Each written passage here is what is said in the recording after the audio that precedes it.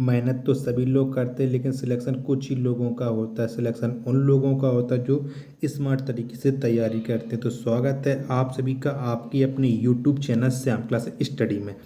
आज की इस वीडियो में लेकर के यूपीएससी एग्जाम में आने वाली हिंदी के 37 महत्वपूर्ण प्रश्नों का प्रैक्टिस सेट। तो ये प्रैक्टिस सेट आपको मिक्स प्रैक्टिस सेट, इसमें आपको 37 प्रश्न देखने को मिलेंगे। ये वही प्रश्न होंगे जो आने वाली यूपीएससी परीक्षा में आपको सीधे हमारे इन्हीं प्रैक्टिस सेटों से प्रश्न छपे हुए मिलेंगे। तो इस प्रैक्टिस सेट को आप सभी लोग पूरा लगाइएगा, पूरा लगाएंगे तभी आपको अपनी तैयारी का पता लग पाएगा कि हम इस मिस प्रैक्टिस सेट में कितने प्रश्न सही कर पा रहे हैं और हमारी तैयारी यूपी पुलिस परीक्षा के लिए कितनी हुई है। वीडियो पसंद आती है तो वीडियो को आप लाइक कर दीजिएगा। चैनल को आपने सब्सक्राइब नहीं किया तो चैनल को जरूर सब्सक्राइब कर लीजिएगा। प्रैक्टिस सेट को पूरा करने के बाद इसमें अपना स्कोर और अपने ज़िले का नाम भी ज़रूर बताना कि आप हमारी वीडियो यूपी के किस ज़िले से देख रहे हैं। इसे आप अपने सभी छोटे भाई बहनों पर जरूर शेयर कर दीजिएगा, जिससे वो भी लोग इस प्रैक्टिस सेट को लगाएं और उन्हें भी अपनी तैयारी का पता लग जाए। तो चलिए शुरू करते हैं आज का अपना 37 प्रश्नों का मिक्स प्रैक्टिस सेट। तो क्वेश्चन है आपके सामने कि हिंदी वर्णमाला में अंतःस्थ व्यंजन कौन से हैं।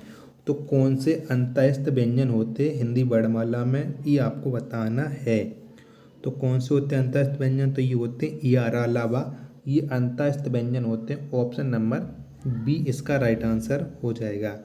अगला है आपके सामने किस छंद में 26 मात्राएं होती हैं तथा 12 चौदरा पर यति होती है। तो किस में होती हैं, किस छंद में होती हैं 26 मात्राएं, तो ये होती है गीत काम। किस में, गीत काम में होती हैं 26 मात्राएं। ऑप्शन नंबर सी इसका राइट आंसर हो जाएगा। अगला प्रश्न है आपके सामने कि निम्नलिखित में से असंगत विलोम शब्द युग्म कौन सा है।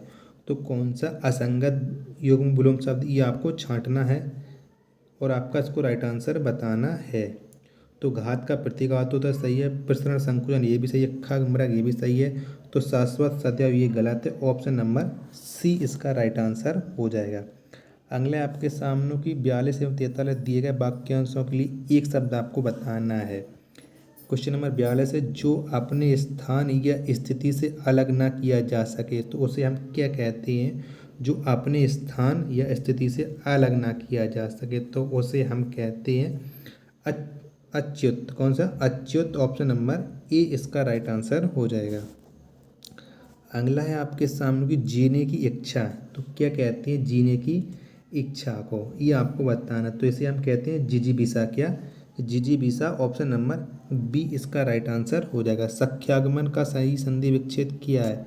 तो क्या है सख्यागमन का सही संधि विच्छेद, आपको बताना। तो इसका सही संधि विच्छेद हो जाएगा सखी प्लस आगमन। क्या, सखी प्लस आगमन। ऑप्शन नंबर बी इसका right, sorry option number A इसका राइट आंसर हो जाएगा।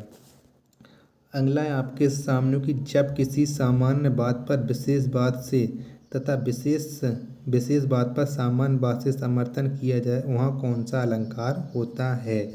तो वहाँ पर कौन सा अलंकार होता है, तो ये आपको बताना है। तो वहाँ पर अलंकार होता है अर्थान्यंत्रीय न्यास। ऑप्शन नंबर सी इसका राइट आंसर हो जाएगा। मुझे बोलने में थोड़ी हिचकिचाहट हो रही है तो आप मैनेज कर सकते हैं। अगला क्वेश्चन है आपके सामने की अशुद्ध वाक्य का चयन कीजिए। तो आपको बताने कि इनमें से कौन सा अशुद्ध वाक्य है। तो देखिएगा और पहचानिए कौन सा अशुद्ध वाक्य। तो इसमें जो पूजनीय शब्द लिखा है ये गलत लिखा है, तो यहाँ से आप समझ सकते हैं ये वाक्य अशुद्ध है। ऑप्शन नंबर बी इसका राइट आंसर हो जाएगा। अगला आपके सामने की छायादार शब्द किसका उदाहरण है। तो छायादार किसका उदाहरण है। तो छायादार जो शब्द है वो शंकर शब्द का उदाहरण है।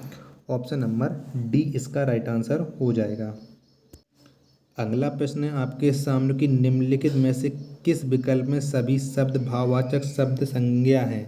तो भाववाचक शब्द संज्ञा आपको बताना कि इन चारों विकल्पों में से कौन सा विकल्प है भाववाचक। तो ये रसीला, कड़वाहट, बुढ़ापा और उन्नति, ये चारों जो शब्द हैं ये भाववाचक संज्ञा के उदाहरण हैं। ऑप्शन नंबर सी इसका राइट आंसर हो जाएगा।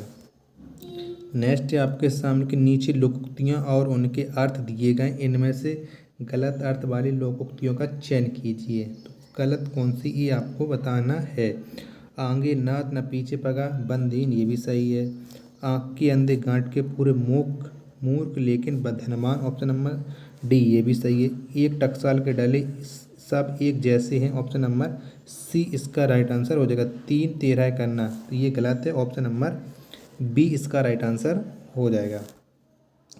अगला है आपके सामने कि गूलर का फूल होना मुहावरे का सही अर्थ है।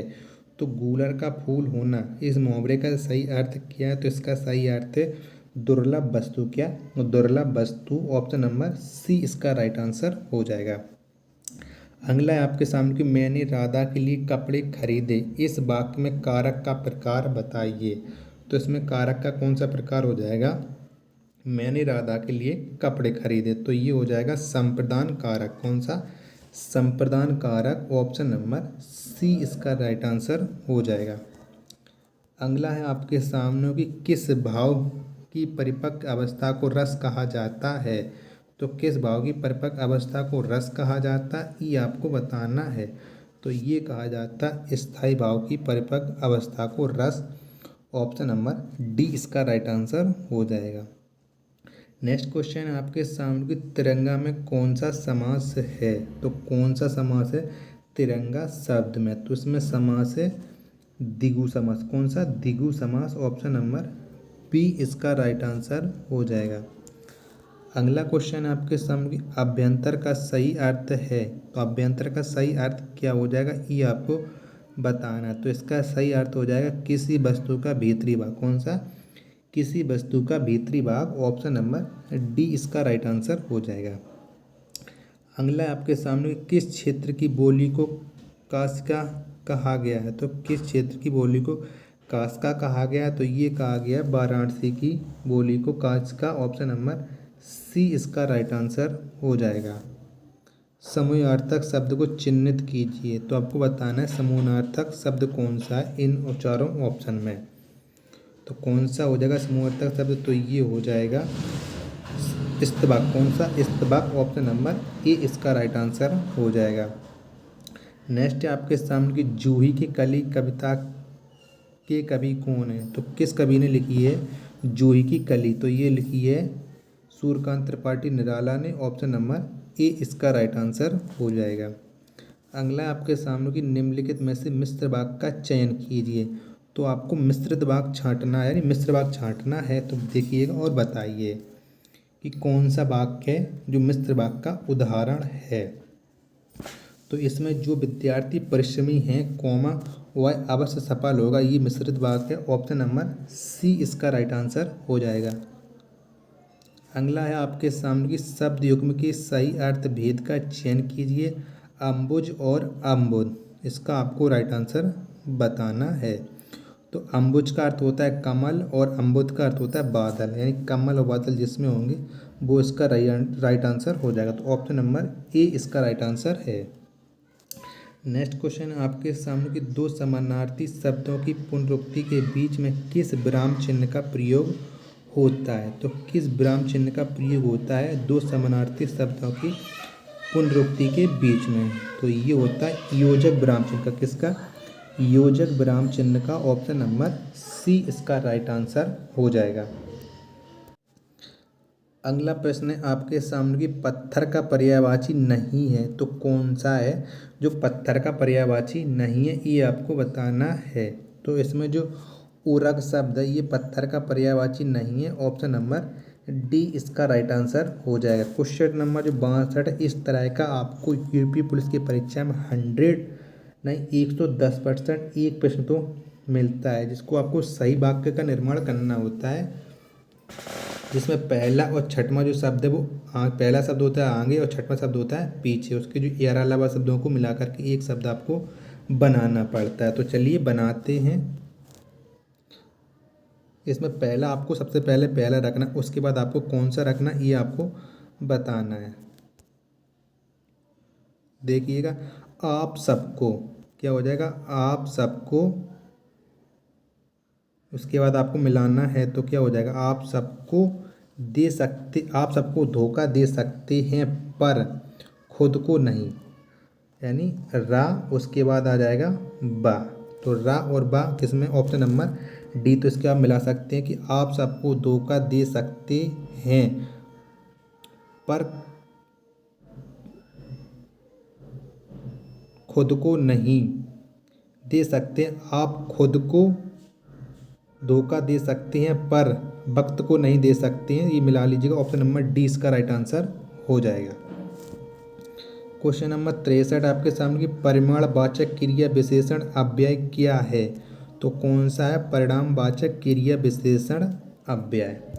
तो ये हो जाएगा अत्यंत, जो शब्द है ये परिणामवाचक क्रिया विशेषण अव्यय है। ऑप्शन नंबर डी इसका राइट आंसर हो जाएगा। क्वेश्चन नंबर 64 से लेकर 68 तक आपको ये गद्यांश पढ़ना और इसके आपको सही उत्तर देने हैं। तो मैं यहाँ पर वीडियो पॉज करके आप यहाँ पर से पूरा गद्यांश पढ़ लीजिएगा और उसके बाद मैं आपको आंसर बताता चलूँगा, तो उसके आपको आंसर मिलाने हैं। तो गद्यांश आप यहाँ से पूरा पढ़ लीजिएगा वीडियो को रोक करके। तो क्वेश्चन है आपके सामने कि प्राचीन समय में विश्व में शिक्षा और संस्कृति का प्रमुख केंद्र था, तो कौन था? आप गद्यांश पढ़ चुके होंगे, तो इसमें था भारत। कौन सा? भारत। ऑप्शन नंबर सी इसका राइट आंसर हो जाएगा।